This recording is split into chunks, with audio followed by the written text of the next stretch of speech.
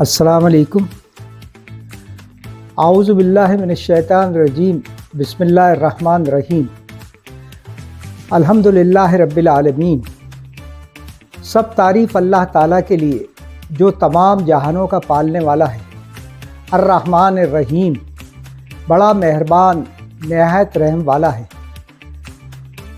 مالک یوم الدین، بدلے کے دن یعنی قیامت کا مالک ہے۔ مالک یوم الدین یعنی جس دن قیامت واقع ہوگی اس کو یوم الدین کہا جاتا ہے، اور اس دن پورے چیزوں کا بدلہ دیا جائے گا، یعنی بدلے کے دن یعنی قیامت کا مالک ہے۔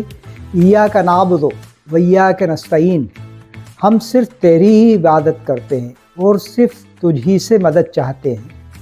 یہ پوری کی پوری یہاں پر وحدانیت اور صرف اللہ سے مانگنے کی تشریح ہو جاتی ہے، کسی بھی دوسرے گمراہی میں پڑنے کی ضرورت نہیں ہے۔ ہمیں صرف عبادت اللہ کی کرنا ہے اور ہر چیز اسی سے مانگنا ہے۔ یہاں بہت ہی کلیئر کہہ دیا گیا، ایاک نعبد و ایاک نستعین، ہم صرف تیری ہی عبادت کرتے ہیں اور صرف تجھ ہی سے مدد چاہتے ہیں۔ نہ یا علی مدد، نہ یا غوث الپاک، یا جو نام لیے جاتے ہیں سب کو نکارتے ہوئے صرف اور صرف اللہ سے مدد چاہتے ہیں۔ اہدنا الصراط المستقیم، ہمیں سیدھی اور سچی راہ دکھا۔ اہدنا الصراط المستقیم، صراط المستقیم کہتے ہیں وہ راستہ جو بالکل سیدھا ہو، جس میں کوئی تیڑ نہیں ہو۔ تو اللہ تعالیٰ سے یہ دعا کی جا رہی ہے کہ ہمیں سیدھا اور سچا راستہ دکھا۔ صراط الذین انعمت علیہم، کون سا سیدھا اور سچا راستہ؟ ان لوگوں کی راہ، ان لوگوں کا راستہ جن پر تو نے انعام کیا۔ صراط الذین انعمت علیہم، نعمت انعمت سے مطلب جن لوگوں پہ آپ نے انعام فرمایا۔ غیر المغضوب علیہم ولا الضالین، ان کی نہیں جن پر غضب کیا گیا، اور نہ گمراہوں کی۔ ان سے اللہ تعالیٰ سے ہم نے دعا کی، اور اس میں یہ بھی کہا گیا کہ ان لوگوں کا راستے پہ نہیں پڑ جائے ہم جو گمراہ ہو گئے اور جس پہ تیرا غضب نازل ہوا۔ یہ اسی سلسلے کی ہماری سورہ فاتحہ ہے، جو قرآن کی پہلی سورت ہے، جس میں ہم نے کہا تھا کہ ہم نماز سے ریلیٹڈ چھوٹی چھوٹی آیتیں آپ کو صورتیں بتاتے رہیں گے، ان کا مطلب آپ کو سمجھاتے رہیں گے، تاکہ آپ کو آسانی یہ رہے کہ جب بھی نماز پڑھی جائے تو آپ کے ذہن میں یہ چیزیں آ جائیں کہ اس آیت کا کیا مطلب ہے۔ تو سب سے پہلے شروعاتی ہر رکعت میں نماز پڑھی جاتی ہے جو بھی، اس میں الحمد شریف یعنی سورہ فاتحہ ہوتی ہی ہے، اس لیے سب سے پہلے اس کو ہمیں یاد کرنا چاہیے اور اس کا مطلب یاد کرنا چاہیے۔ حضور صلی اللہ علیہ وسلم جن کے اوپر قرآن نازل کیا گیا، اور یہ فاتحہ سورہ فاتحہ بھی آپ ہی پر نازل ہوئی، ان کے بارے میں ہر مسلمان جانتا ہے، اور ہر چیز ان کے بارے میں ایک ایک چیز عام مسلمان کو پتہ ہے۔ اور اللہ تعالیٰ نے قرآن میں فرمایا تھا کہ آنے والے وقتوں میں آپ کو جو مقام حاصل ہوگا، آپ کا نام محمود ہوگا۔ اور آج ہم دیکھ رہے ہیں کہ صبح سے شام تک 24 گھنٹے دنیا کے کسی نہ کسی حصے میں اذان کے ذریعے یا ناموں کے ذریعے کسی نہ کسی ذریعے محمد صلی اللہ علیہ وسلم کا نام لیا جاتا ہے۔ آپ صلی اللہ علیہ وسلم مکہ کے اندر 570 میں پیدا ہوئے۔ آپ کے جو فادر تھے آپ کی پیدائش سے پہلے ہی انتقال فرما گئے تھے، اور آپ کی مدر جو تھیں وہ بھی 6 سال کے جب آپ ہوئے تو انتقال فرما گئی۔ آپ کو پالا آپ کے گرینڈ فادر نے، اس کے بعد آپ کے چچا نے۔ جب آپ 25 سال کے قریب ہوئے تو آپ کی شادی حضرت خدیجہ سے ہوئی۔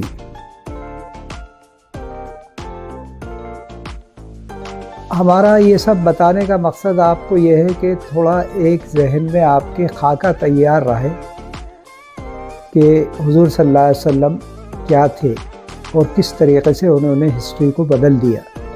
इस सिलसिले में माइकल हार्ट, उन्होंने 1972 या कुछ आगे पीछे एक किताब लिखी जिसमें पूरे दुनिया में 100 शख्सियतों को उन्होंने सिलेक्ट करा और उसमें उन्होंने तहक़ीक़ की कि ऐसे लोग जिन्होंने हिस्ट्री को बदल दिया, यानी पूरी तारीख़ को बदल दिया।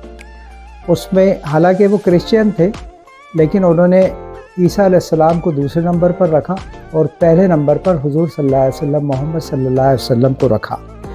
और उनका ये कहना था कि ये वो शख्सियत है जिसने सिंगल हैंडेडली, अकेले पूरे अरब की हिस्ट्री बदल के रख दी, और अरबी नहीं पूरी दुनिया भर की हिस्ट्री अकेले बदल के रख दी। और जो इस्लाम का वजूद आया, तो इस्लाम शुरू हुआ वहाँ से, अरबियन पेनिनसुला से, वो कुछ ही देखते देखते कई मुल्कों में फैल गया।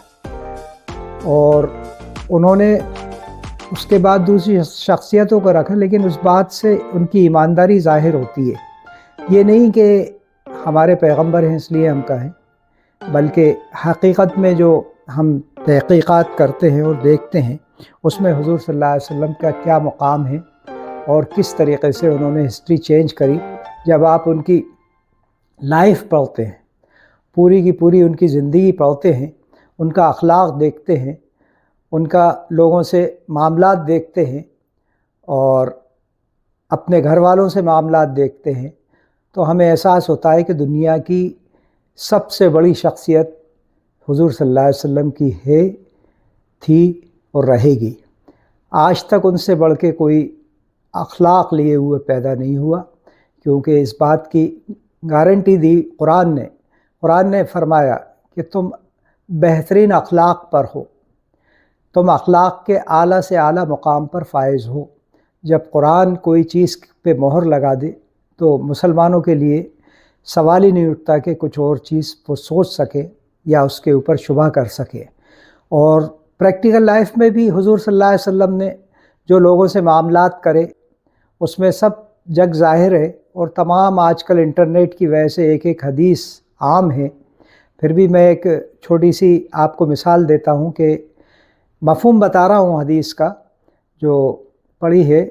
उसमें कहा गया कि हुज़ूर सल्लल्लाहु अलैहि वसल्लम किसी रास्ते से गुज़रा करते थे, तो उस ज़माने में जब हुज़ूर सल्लल्लाहु अलैहि वसल्लम ने इस्लाम पेश करना शुरू करा, तो मक्के के लोगों ने उनकी मुखालफत शुरू करी, क्योंकि उस वक्त 360 के करीब बुत वहाँ पर मौजूद थे, अलग अलग कबीलों के, और उनकी पूजा की जाती थी। और हुज़ूर सल्लल्लाहु अलैहि वसल्लम ने सबको ख़त्म करके सिर्फ एक अल्लाह की परस्तिश का कहा, तो लोगों में नाराज़गी और तमाम परेशानी आ गई कि ये कौन सी बात होने लगी कि सब 360 को ख़त्म करके एक ही को ले आए हैं ये।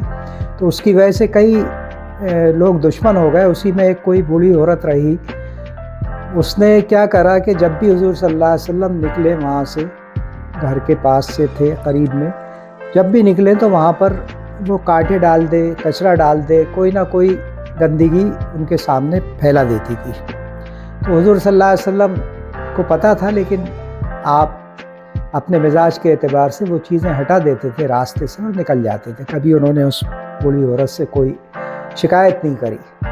एक दिन जब निकल रहे थे देखा कि रास्ता साफ़ है। जब रास्ता साफ़ दिखा तो उन्हें फ़िक्र हुई हुज़ूर सल्लल्लाहु अलैहि वसल्लम को कि आज क्या बात है। तो उसने लोगों से मालूम करा उस औरत के मुताबिक, तो पता लगा कि वो बीमार है। तो हुज़ूर सल्लल्लाहु अलैहि वसल्लम उसकी इयादत को गए, उसकी तबीयत देखने गए। यानी इससे आला अखलाक क्या होगा कि जो औरत, जो शख्स भी हमारी राह में रोज़ कांटे बिछाए, कचरा डाले हमारे घर के सामने, और हम उसकी इयादत को पहुंच जाए, तो वो ज़ाहिरी बात है औरत कितनी मुतासिर हुई होगी, और ज़ाहिरी बात है कि ईमान भी लाई होगी।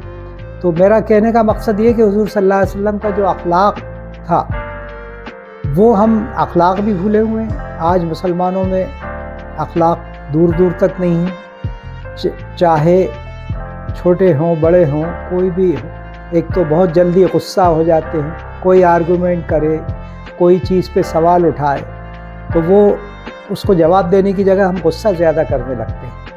ہمیں چاہیے کہ سامنے والے کو مطمئن کریں، اگر ہمارے پاس آرگومنٹ نہیں ہے تو اس سے ٹائم لے لیں، اور اگر کوئی صحیح بات کر رہا ہے تو اس کو ایکسیپٹ کر لیں۔ تو یہ حضور صلی اللہ علیہ وسلم کے بارے میں آپ کو مائیکل ہارٹ کا بھی جو ویکیپیڈیا ہے اس سے یہ سنانا چاہ رہا ہوں۔ مائیکل ہارٹ جو کہ 27 اپریل 1932 کو پیدا ہوئے تھے، امریکہ کے ایک آتھر تھے، ریسرچر تھے، اور انہوں نے 1978 میں ایک بک شائع کی جس کا نام انہوں نے رکھا A Ranking of the Most Influential Persons in History، اور اس میں انہوں نے